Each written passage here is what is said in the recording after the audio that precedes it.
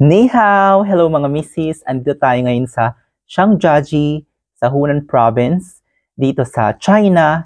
And for today's video, i-share ko po sa inyo yung eksena ko nung nag-apply ako ng Chinese visa sa Ayala, Makati City.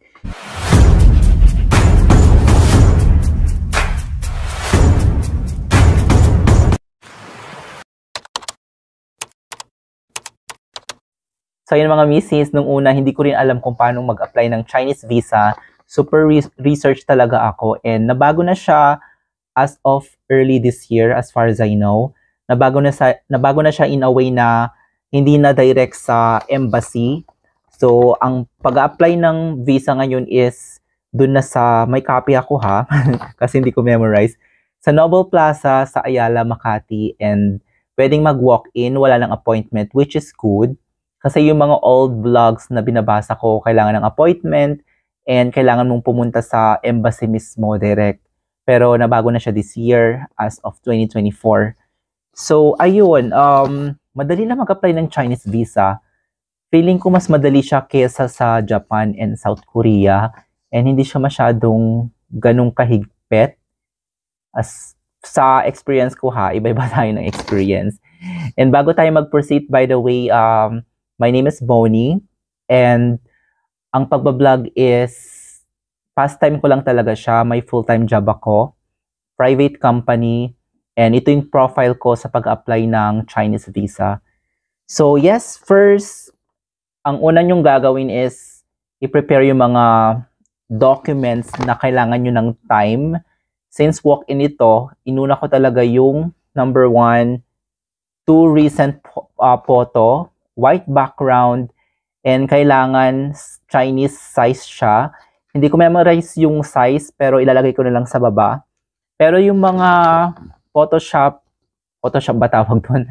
Yung mga Photoshop na kapag sasabihin mong pang Chinese visa, alam na nila yung size actually. Pero yung sa akin, bawal ang edited. Kailangan mong magsuot ng may kwelyo. So, ayun, nagdala ako ng may pakwelyo kahit super init. Doon ako nagpa-picture sa Circuit Makati. Meron din sa Glorieta. And, ayun, so number 1, yun yung recent photo, 2, kasi isasubmit nyo siya. And, kailangan hindi luma, of course. Second, original passport, of course. Importante ito, hindi ka mag-apply ng Chinese visa nang wala ka pang passport. And kailangan 6 months of validity. So, pag pa-expired na, ilakad mo muna yung passport mo. Also, kailangan din ng, pag meron kang mga old passports, kailangan din siya kasi pinasa ko yun sa akin. Kung wala, siguro wag nyo na ipasa. I mean, kung nawala. So, ayun. And next thing na prepare ko, ito, medyo matrabaho din siya. Ito lang yung part na medyo matrabaho, yung bank certificate and bank statement. So, kung may bangko kayo, kailangan yung unahin to kasi medyo hassle siya. So, yung sa akin, kailangan ko bang sabihin yung pangalan ng bangko? Basta yung sa akin, pumunta ako sa bangko, kumuha ng bank certificate, dapat nakapangalan sa Chinese Embassy or naka-address sa Chinese Embassy. Alam na nila yon, may format sila, sasabihin mo lang. And 6 months na bank statements. Sa bangko kasi, kunwari, kailangan mo nang makuha the same day. So, yung date ng request date is yung kahapon. So, ganun yung eksena sa bangko ko. Lalo na kung yung mismong branch ako nag-open. So, kung may pera ka kahapon, linagay mo lahat ng sahod mo. Ganun yung ginawa ko. Yung last sahod ko, linagay ko muna sa bank. Tapos, hindi ko muna withdraw. Then, kinabukasan, pumunta ako sa bank ko para kumuha ng bank certificate para mas mataas siya. And then, yung request date is yung kahapon. So, ganun yung bank ko.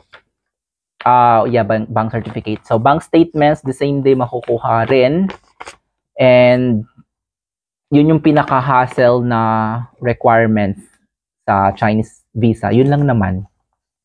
Tapos kapag meron ka ng photo, ready na yung bank certificate and bank statements mo. And then, of course, yung passport mo. So, susunod ka na sa accomplish application form. So, ito, nasa website din ito ng Visa for China. Ilalagay ko na lang yung link sa baba. Pero yung sa akin, medyo hindi ko siya nagawa agad kasi kailangan ng flight reservations, yung flight number, yung arrival.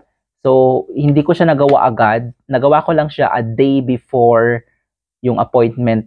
Walang appointment. A day before yung day na target kong pupunta sa place sa Nobel Plaza para magpasa ng application. So, ayun, bago ko ginawa yung accomplish application form ko, kumuha muna ako ng flight reservations. This time, since bago ako sa Chinese visa, hindi ako print screen lang ng flights. Talagang naghanap ako ng travel agency para sa flight reservation. So, 900 plus. Gusto ko kasi approve agad. And napili ko si Grayshell Travel and Tours. So, nakita ko lang din ito sa The Poor Traveler, which is yung pinaka-favorite kong mga vloggers. And, ayun, in-email ko lang sila and nag-request ako ng flight reservations. Ibibigay mo yung target date mo ng arrival and exit. Tapos, i-email nila sa'yo a day before yung target day mo na magpapasa ng application form. So, medyo may kaba kasi busy rin ako. So, a day before ng application day ko, in-email ko na sila kasi kailangan kong tapusin yung application form. So, yun, after ko na-receive nun, nagawa ko na yung application form kasi lalagay mo dun yung flight number, yung arrival, yung mga ganun. Kailangan yun. And kailangan ding tugma kasi sa next, which is travel itinerary. So, yung travel itinerary, ang pinasa ko lang is 5 days or basic lang. Usually, ganun naman eh. Kasi pag hinabaan mo, tapos kukunti yung pera mo, so, mas mataas yung chance na hindi ka ma-approve. So, 5 days lang yung linagay ko pero nag-stick ako sa goal ko, which is mapuntahan ang Zhangjiajie. Kasi talagang dream ko siya. 2020 ko pa siya gustong puntahan. Nag-book na ako ng flight noon ng April 2020. Tapos, ayun, nagka-pandemic. Ngayon, andito ako, April 2024. O, diba? Finally, achieve ko rin yung goal kong makita yung Avatar Mountain. So, yung travel itinerary, simple lang naman, basic, arrival, mga ganon. Tapos, Guangzhou yung pinili kong entry. Then, pupunta ko ng Zhangjiajie. Tapos, bibisitahin ko yung yung Zhangjiajie National Forest Park, yung Gateway Bridge, linagay ko yun Tianmen Mountain, yung mga ganon. Tapos, mag-chill or lalafang sa Shibu Street. Talagang napaka-basic lang, very tourist. Madali lang namang gumawa ng travel itinerary. So, ang next is walang hotel reservation. Or actually, nagpasa ako ng hotel reservation. Sorry. So, yun. Yung hotel reservation, meron akong account sa Booking app. Tapos, nag-book ako ng hotel or hostel na merong free cancellation. Since 5 days lang yon, pinili ko yung hostel na talagang pipiliin ko pa rin kapag na-approve na, pero in-extend ko. So, ayun, ito yung accommodation ko sa Wuling 1. Ito rin yung binook ko sa pag-apply ng application form. And pinili ko ata 2 days or 3 days lang. Parang ganun. Tapos, nung na-approve, in-extend ko na. And then, ang next is, eto na, since first time, by the way, nakalimutan kong sabihin, kapag first timer, kailangan talaga ng bank certificate tsaka bank statements. Pero pag hindi ka na first timer, hindi na daw kailangan. Tapos, since nag-work ako sa private company, pinasa ko yung certificate of employment ko. Madali lang naman to sa amin. Download lang sa office. And then, company ID, pinaprint ko din. or photocopy ko ng colored. Tapos, photocopy of your bio page and emergency page pala ng passport. Kailangan din yon, colored din. Meron kasing photocopy malapit sa pinagstayan ko sa Makati, colored. Mas prefer ko colored para kunwari yayamanin, o di ba? Para approve agad. 20 pesos per page.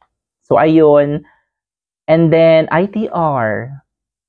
Alam nyo, since nag-apply ko ng mga visa, never pa ako na-denied. Feeling ko dahil may ITR ako and nagbabayad na ako ng tax ng 10 years.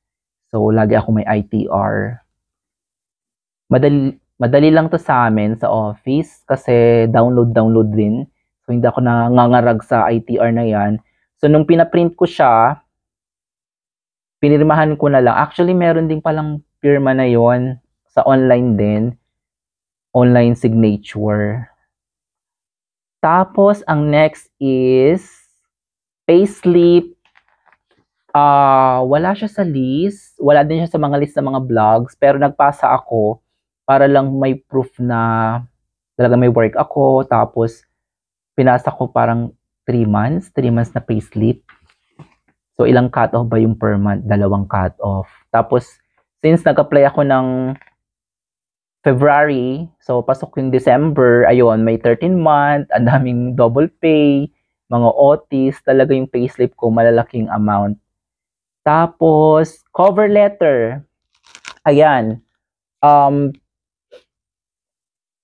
Para sa akin, importante yung cover letter. Hindi naman siya required, pero every time na nag-apply ako ng visa, like Schengen visa, Japan visa, and this time, South Korea visa, and this time Chinese visa, meron ako laging cover letter and ini-explain ko talaga na kung ano yung kung bakit gusto kong puntahan yung isang country, and medyo personal siya for me, or ginagawan ko ng mga palabok, yung talagang excited kang pumunta or alam mo yung mga places na pupuntahan mo. So dito ako medyo magaling sa cover letter, and so sinabi ko talaga na dream ko puntahan yung Avatar Mountain, and since 2020 gusto ko pa siya puntahan. Tapos ngayon lang yung right time na pupuntahan, or ngayon lang yung pinaka right time kasi 'di ba tapos na yung COVID. Kasi nung medyo okay na, hindi pa rin ako sure kung itutuloy ko pa ba yung China kasi 'di ba baka matakot yung mga ka-work ko, yung family pag umuwi ako. Pero this time, wala nang stigma ang COVID. So talagang pinush ko na siya this year. So ayun, kung ready na yung mga documents nyo, everything, kailangan yung agahan sa Nobel Plaza. Ako hindi ko inagahan. So ang dami palang nag-apply. Hindi ko ina-expect. Chinese visa, ang dami. Tapos, maluwang naman yung 6th floor yun sa Nobel Plaza. Ilalagay ko yung address sa baba. Tapos, dumating ako doon. 8 a.m. kasi yung opening. Kung hindi ako maliha. Pero, yung mga nag-a-apply, before 8, nakapila na sila. So, ako dumating saktong 8. Pang number 70 plus na ako. And then, bibigyan ka ng number doon. Tapos, hintayin mo sa screen. May screen naman doon. Marami naman siya. Actually, marami mga front, ano ba tawag doon? Basta maraming nag-a-assist. And then, iba-iba kasing visa. Merong tourist, may ibang visa, hindi ko alam kung ano yung iba. Merong payment. So, ako talagang naghintay ng 1 hour or 2 hours kasi na-late ako sa office eh. Tapos, since very organized ako sa mga documents ko, talagang sunod-sunod siya.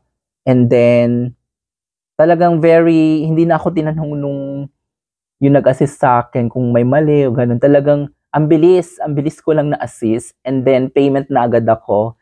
Yung payment, ayun, 2,000 plus. Hindi ko alam kung anong exact amount right now kasi wala yung resibo. Ilalagay ko na lang sa baba. 2,000 plus siya.